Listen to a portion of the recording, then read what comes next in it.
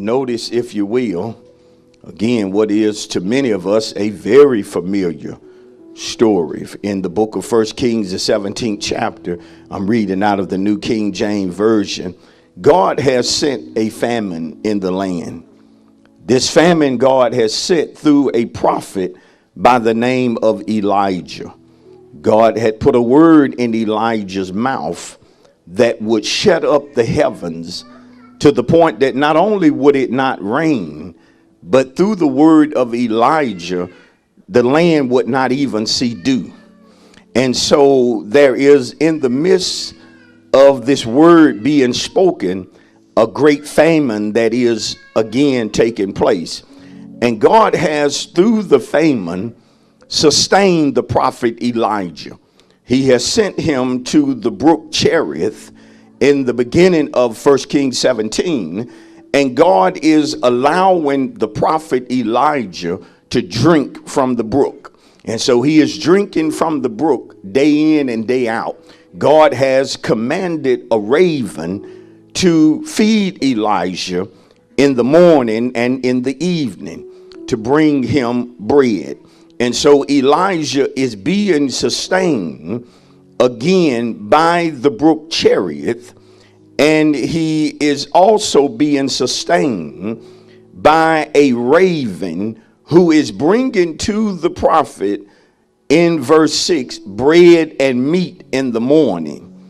And he is again drinking from the brook. Could you imagine drinking from the brook that is flowing? And in the morning, you're not waiting on your wife to fix you something. You're waiting for the ravens to bring you, come on somebody, bread and meat. Now notice the raven itself becomes a giver because the raven does not consume what is meant for Elijah. Come on. Even the ravens know better than to eat certain bread. This bread is for the prophet. This meat is for the prophet. Oh God, surely you smarter than a raven. The raven knew that, hey, I'm not to touch this. I am to take it to the prophet. Amen. And so it's Bible. And so the brook dries up. And the ravens stop coming. And we're going to look at verse number 9 and verse number 13 as a conclusion, as what happens when this takes place. Notice that the Bible, God says to Elijah, arise, I'm in verse 9, go to Zarephath, which belongs to Sidon, and dwell there. See, I have commanded a widow there to provide for you. Arise, get up, Elisha, and go to Zarephath, which belongs to Sidon. Notice that I want you to dwell there. I want you to stay there. See or understand, I have commanded a widow there to provide for you. Now notice again how God is taking care of the prophet. First, he lets him drink by the brook. When the brook dries up and he is feeding him through the ravens, when that stopped, God said, okay, now you need to go to Zarephath because I've been talking to a widow there, and now she's going to take care of you. But notice verse 13, something amazing happens when Elisha arrives in Zarephath. And Elijah says to her, he's asking her to do something. He said, do not fear. Go and do as you have said, but make me a small cake from it first. And so what is taking place is that when Elijah asks her for water, she is willing to go get the water, because the water is something she has plenty of. And if you'll study Zarephath and if you'll study Sidon, it was known for its great water supply. So even in a famine, Sidon was wet. Come on, somebody. Sidon was not dried up. And so when Elijah asked her for what she had, she didn't mind giving what she had plenty of.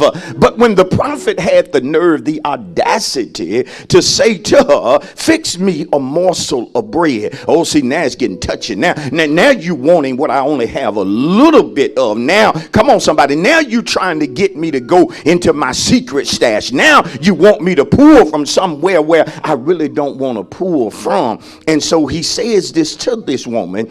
He says, and she says to him, look, I'm gathering of some sticks. that I may go in. I'm going to prepare it for myself and my son, that we may eat it and die. This is our last meal, Elijah. You don't understand. What I'm preparing, what I'm fixing right now is only enough for me and my son to eat it, and then we're going to prepare to die. But Elijah said to her, do not fear. Go and do as you have said, but make me a small cake from it first, and bring it to me. Notice this. And afterward, make some for yourself and your son. Take care of me first, and then do for yourself. I ain't getting many amens this morning. But notice the problem, the reason why she couldn't do it is because she was fearing. She had allowed the spirit of fear to grip her heart. And it was to the point to where she was looking to die rather than obey God and sustain the prophet. But notice what Elijah says to her. He knows if he is to get her to obey God, because her key to receiving her better or her divine provision was in her obedience. Come on, somebody. It was in her obedience, not what she could or could not do, but your blessing is in your obedience. Sometimes we miss little small things because we don't recognize your blessing is in your obedience. It's really not the amount that matters to God, but that you are willing, come on somebody, to be obedient. Come on. But he knows she has to stop fearing first. And so based upon that, I want to teach from the subject, divorce fear. Divorce fear. She has to divorce fear so that she can obey God and do what she needs to do to get her blessing. And so this morning, again, the morning subject is divorce fear. Look at somebody and tell him or her the subject this morning. Divorce fear. Tell it to two more folk. And as let's give God a praise as we're preparing to receive. Come on, let's give him a praise. Now, we already been teaching, but let's stay in that vein. This woman has a problem. Her problem is that she has something attached to her that doesn't need to be attached to her. And Elijah knows if you're going to be obedient, you have to get rid of that. You have got to divorce fear. Number one, to divorce means, and I know we primarily look at divorce as just being marital between a husband and a wife.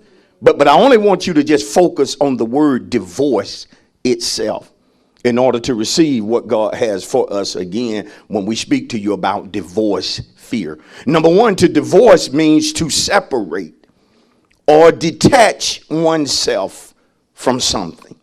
Notice that when you divorce fear, you are going to separate yourself from fear. You are going to detach yourself from fear. Pastor, why am I going to do it? Because according to 2 Timothy 1:7, the Bible is clear. God has not given us the spirit of fear.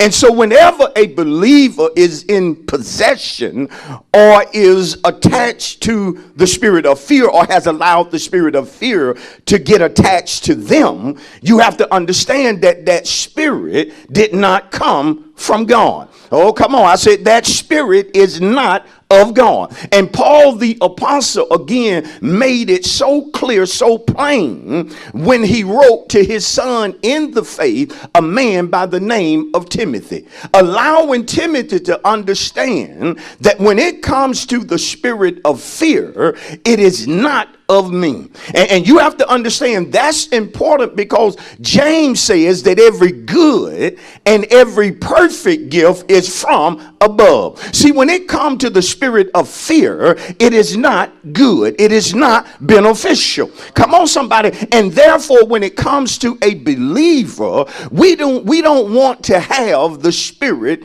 of fear. And I come to tell you right now, when it comes to me, I don't want anything hanging around me that ain't supposed to be around me. Come on, somebody. I don't want nothing around me, again, I better just say it for myself, that ain't supposed to be around me. And a matter of fact, everywhere I go, I watch my surroundings. I don't want anything to get too close to me that doesn't need to get.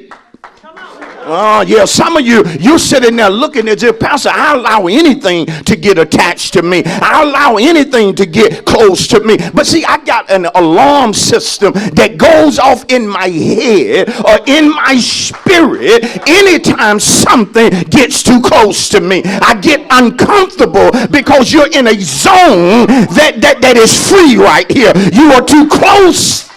Oh, come on, somebody. Can I keep it real? See, I know how to tell things and people, hey, back up. You a little bit too close to me. Because I found out when you allow things to get close to you, you can mess around and get comfortable with something being next to you that's not even supposed to be in your vicinity. See, I don't want anything that makes me doubt God. I don't want to get too close to anything that tries to make me wonder about the God that saved me, the God that changed my life. I don't need anybody getting too close to me, trying to talk a bunch of trash, a bunch of nonsense to me. Oh, I wish I could get some more amens in here. Somebody that you watch your surroundings. I don't need this to get close to me. I don't want to get too comfortable. And so you have to learn sometimes in life, when you do allow things to get too close to you, that you got to know how to separate. You got to know how to detach this thing, which is the spirit of fear. And also when it comes to divorce, it has to do with to distance or disassociate from something. And again, whenever you get too comfortable with the spirit of fear, you will see it as that which is normal. You will see it as that which is okay. I'm okay not believing God. But how can that be and you call yourself a believer? Don't you know to really be a believer, one needs to believe? Can I take it farther? You need to believe in that which you cannot see with your natural eyes. Come on. And I'm glad that we have saints of God that know how to believe on that level. I'm glad that we have some saints in this church that know how to believe God past what your eyes see. You know how to believe Him past what you might be experiencing. Come on, I'm preaching about some of you. You know how to label things temporary, but you also know how to label what's permanent. You know the difference between that which is temporary and that which is eternal. See, all of my trouble is temporary, but the God that I serve, He is eternal. Oh, can I preach it right? That means there's a timetable on trouble. There's a timetable on trials. There's a time God will allow me to be afflicted, but then there's a season where I gotta experience deliverance, watch this, by His hand. Come on, somebody. So that means there are times that God has to allow us to get in trouble so that we'll know He's capable of pulling us out of said trouble. Has He ever did it for anybody? Did it for somebody this week. He turned something around that you ask Him, God, do this. Have your way in this situation. Then you got a phone call and they said everything is looking better. You knew it was your prayer. You knew it was. But sometimes we have to disassociate with certain things and certain people. Again, so that we don't become comfortable being around something that's not good for us. Let me teach it. Because whenever you become too comfortable with the spirit of fear and you allow it to attach itself to you, you are going to be overcome by it, which means that the spirit of fear is going to influence you. See, whenever people get overcome by the spirit of fear, it is the spirit of fear that begins to influence them. The way that they talk is based upon the spirit of fear. what they will do and what they will not do is based upon the spirit of fear. And so I want you to see the spirit of fear as a chain attached to your ankles that only allows you to go so far, and it will pull you back in, or it will remind you that you have reached your limit. Come on, somebody, I'm talking right. But when there is no said chain, when you believe that with God all things are possible, you don't even utter out of your mouth that the sky is the limit. No, because you know that God lives beyond the. Come on, somebody. I try not to utter nothing out of my mouth that's contrary to the word of God. Am I talking to you this morning? And so notice when we get to verse 9 in 1 Kings 17 that the word is plain. When God says to Elijah, arise and go to Zarephath, which belongs to Sidon. Dwell there. See, I have commanded a widow there to provide for you. I have commanded a widow. I have charged the widow. I have commissioned the widow. I have ordained the widow to provide for you. So go there, Elijah, because she has been commanded by me to sustain you. Listen to me. So God has directly or indirectly allowed this woman to know your assignment is to take care of the prophet. That's what your assignment is. But see, understand that the spirit of fear is a disruptor. I said the spirit of fear is a disruptor. She has received her assignment. She knows what she is supposed to do. She has been given, again, directly or indirectly, divine instructions. But again, the spirit of fear is a disruptor. It interrupts obedience. Why is that so important? Because Isaiah says in Isaiah 1:19 that if you are willing and obedient, come on, somebody, you'll eat the good of the land. And so when I give room to this disruptor and it interrupts me from obeying, now you are messing with how I eat. Because if I'm willing and I'm obedient, I'm going to eat the good of the land. Listen, despite what's happening in the land. See, ain't you glad that God didn't base how we eat on our job? Oh, come on. You ain't glad that he didn't base how you eat on the economy? On who's in the office, who's at the highest supposedly seat? Ain't you glad that he didn't base it on what your enemies think you should and should not have? No, he based it on my obedience.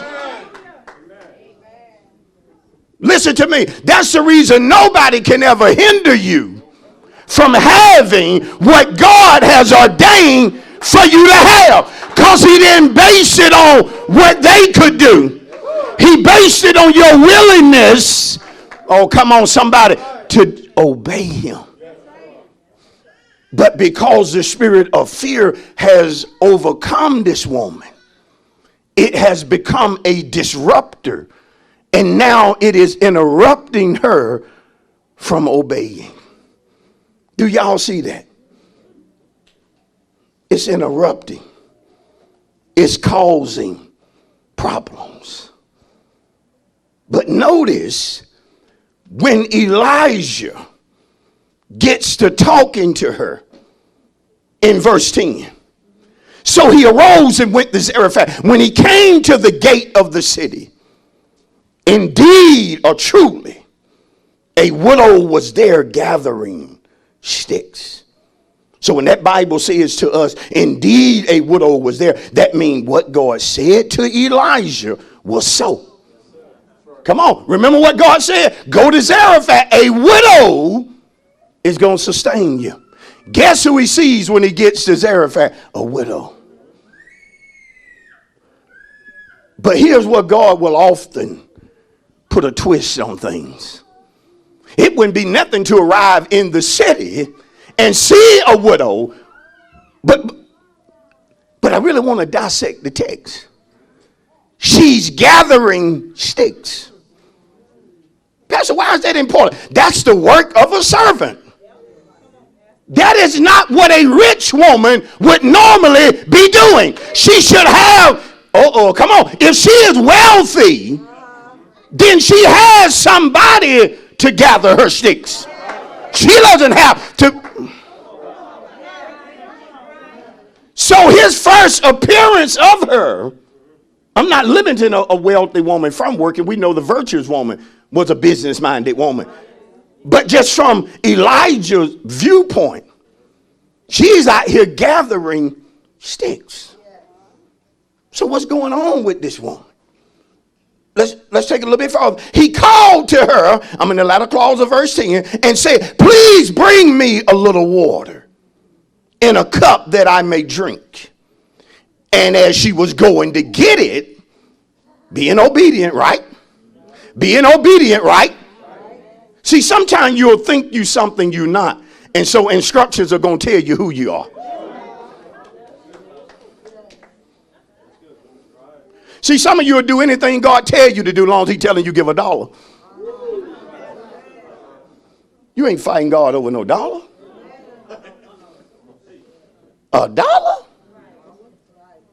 But what do you do when that dollar turns into 1,000?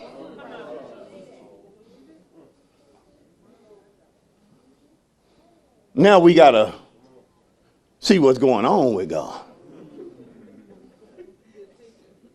See, some of y'all, you changed in. Now we rebuking the devil.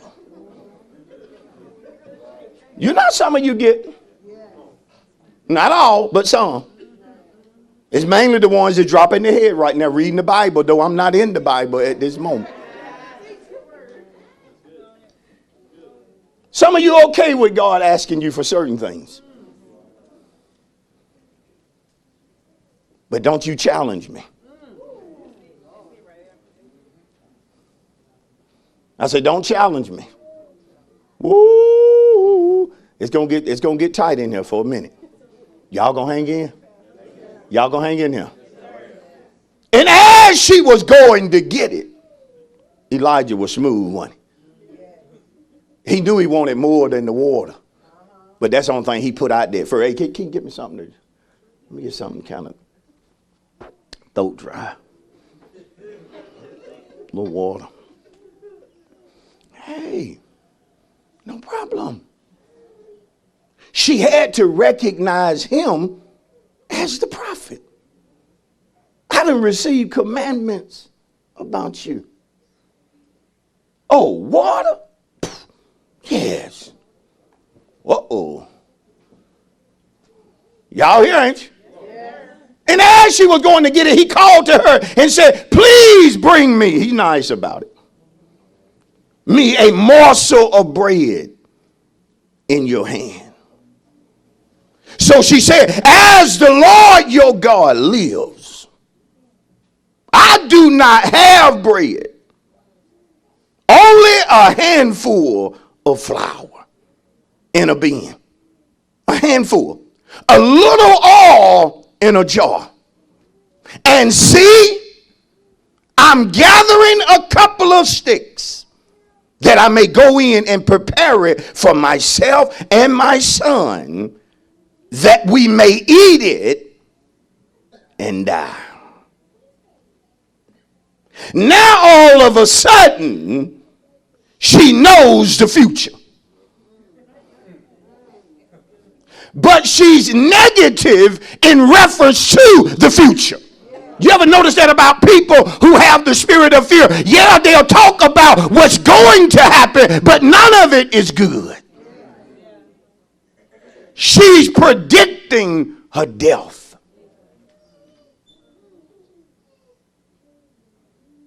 Who said anything about dying? This is what you got to figure out in the text. Who said something about dying? When did dying come up? That's the spirit of fear talking. And tell your neighbor, believe me, the spirit of fear will speak to you.